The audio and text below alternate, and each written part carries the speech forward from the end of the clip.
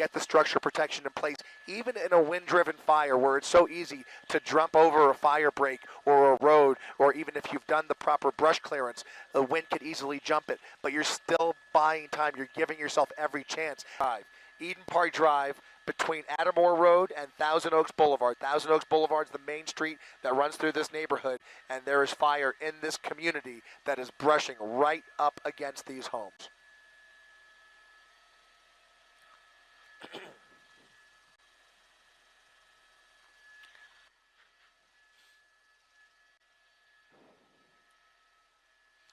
Yeah. Well, it's yeah. They've been there's yes. You're right. It's certainly.